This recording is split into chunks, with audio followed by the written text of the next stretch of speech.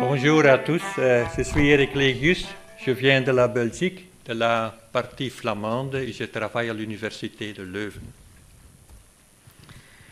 La prise en charge clinique... Pardon, c'est Louvain en français. Mais il y a deux universités de Louvain. C'est une université francophone et néerlandophone. Et voilà. Pour cela, je dis Leuven. D'accord. Parce que c'est l'université néerlandophone. On sait que chez les adultes atteints de neurofibromatose de type 1, il y a plusieurs problèmes cliniques potentiels. Ils sont là sur le diapo. Il y a beaucoup de problèmes potentiels et le message le plus important se trouve ici, que c'est un suivi médical systématique est vraiment nécessaire aussi chez les adultes. Je crois que c'est important que aussi les adultes ont un suivi régulièrement entre 1 et 3 ans. C'est un peu variable, ça dépend un peu de la situation médicale. Parce qu'on a besoin d'un dépistage, un suivi et un traitement des tumeurs. Et chez nous à Leuven, on fait un IRM du corps entier, systématiquement, depuis l'âge de 18 ans, et tous les chaque an. Et ça donne des données importantes. Ça montre des données importantes chez plus que 10% des patients atteints d'une neurofibromatose de type 1 qui peut changer le suivi ou le traitement médical. On peut détecter des neurofibromes atypiques ou dysplasiques, des tumeurs stromales gastro-intestinales, des phéochromocytomes et des tumeurs malignes. Un autre aspect, c'est le dépistage de cancer du sein chez les femmes entre l'âge de 30 et 50 ans. Et le dernier aspect qui est important, c'est le conseil génétique chez des parents qui veulent avoir encore des enfants. Et on peut offrir un diagnostic génétique pré-implantatoire ou un diagnostic prénatal. Et récemment, parce que c'est une revue ici de 2017 qui a résumé tout ce qu'on sait à ce moment sur le risque enlevé d'un cancer du sein chez les femmes. Et ici, on peut voir que dans le Royaume-Uni, le risque d'avoir un cancer du sein chez les femmes entre l'âge de 30 et 40 ans est environ 0,5%. Ici, on peut le comparer avec des différentes études où on a étudié le risque du cancer du sein chez les femmes atteintes de neurofibromatose de type 1 et le risque est entre 2 et 5,5%. Ça veut dire que c'est environ 5 à 10 fois de plus. Ici, on a le risque pour des femmes dans la population générale du Royaume-Uni entre 40 et 50 ans, et c'est environ 1,6%. Et des différentes études ont montré que chez les femmes atteintes de neurofibromatose de type 1, c'est entre 6,5% et même ici 14%. Alors, ça veut dire que le risque est augmenté plusieurs fois et que c'est nécessaire de commencer avec un suivi systématique depuis l'âge de 30 ans. Et ça, les tumeurs glomiques des doigts, ce n'est pas si important parce que ce n'est pas dangereux, mais ça peut donner beaucoup de mal. Ça donne des douleurs lancinantes paroxystiques dans la partie distale des doigts, avec une aggravation des symptômes par le froid dans le mois d'hiver, avec une coloration bleuâtre sous un voile, mais parfois il n'y a pas de il n'y a pas d'aspect extérieur à noter. Et c'est plus fréquent chez les femmes que chez les hommes, avec la neurofibromatose de type 1. Et parfois, on trouve multiples tumeurs sur multiples doigts. L'estimation, c'est que ça arrive chez environ 5% des adultes et le traitement est très facile, c'est une exérèse chirurgicale complète.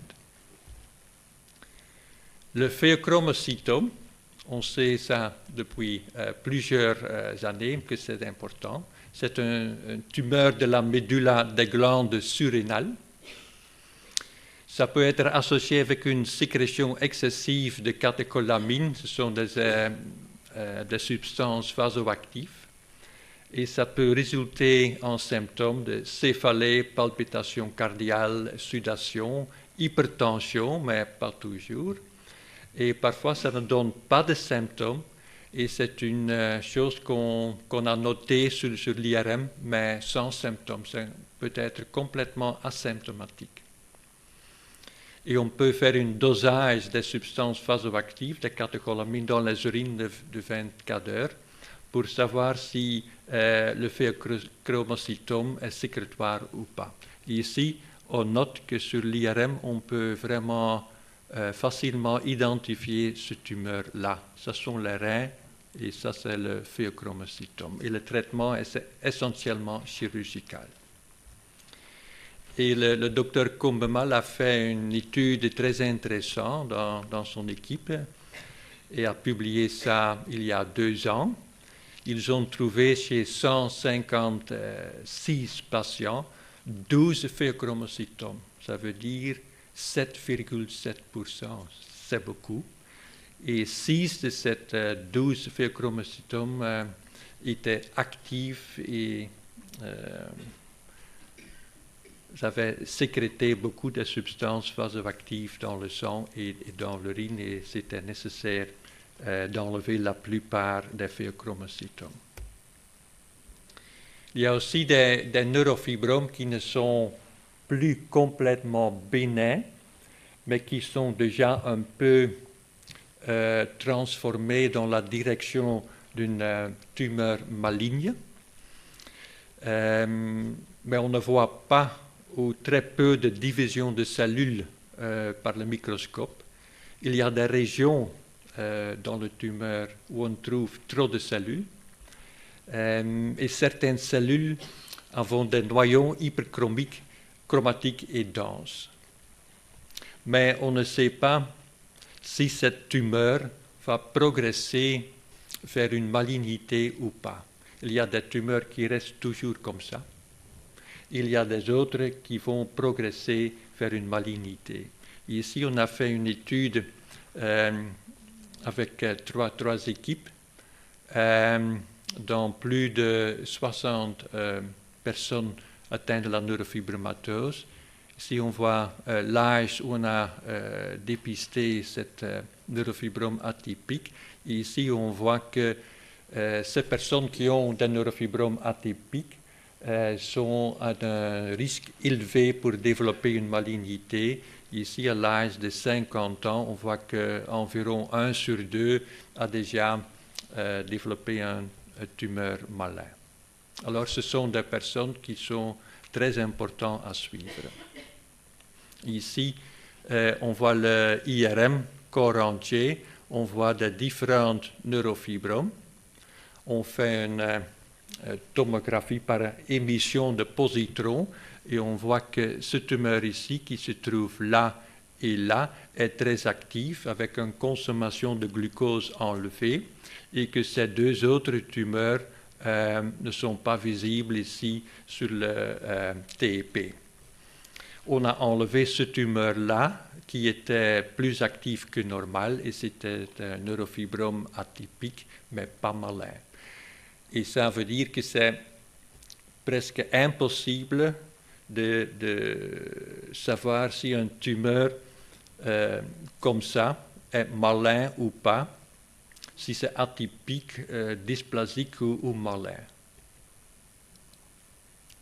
Ici, c'est une tumeur qui se trouve là, qui a aussi une consommation élevée du glucose sur le TEP et on a enlevé cette tumeur-là et c'était malin.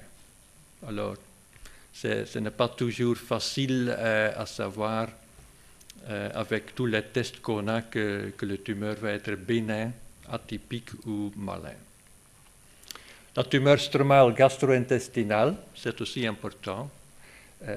Fréquent, ce type de tumeur se trouve dans l'intestin grêle et souvent on trouve plusieurs tumeurs dans l'intestin grêle et une des tumeurs devient plus grand, donne des symptômes et ça peut donner des symptômes de masse, de douleur ou malaise. On peut avoir un saignement dans le tube digestif, comme ça dans les vomissures ou les selles. Et on peut avoir une fatigue due à l'anémie causée par un saignement. On estime qu'au moins 5% des adultes vont avoir une tumeur stromale gastro-intestinale et le traitement est par la voie chirurgicale. Alors on doit extraire cette tumeur qui cause des problèmes. Et ici, c'est une étude japonaise où on a fait un screening chez des patients atteints, des adultes atteints d'une neurofibromatose de type 1. On a trouvé chez 6,3% des patients adultes une tumeur stromale gastro-intestinale. Ici, c'est aussi de nouveau un IRM corps entier. On voit le tumeur là, qui est connecté au intestin grêle, là. On voit le tumeur ici, l'intestin grêle là, et le tumeur est aussi présent là. C'était enlevé et c'était un tumeur stromale gastro-intestinale. Et par IRM corps entier, on peut détecter les tumeurs avant qu'ils donnent des symptômes. Merci pour votre attention. Merci beaucoup. Une question ?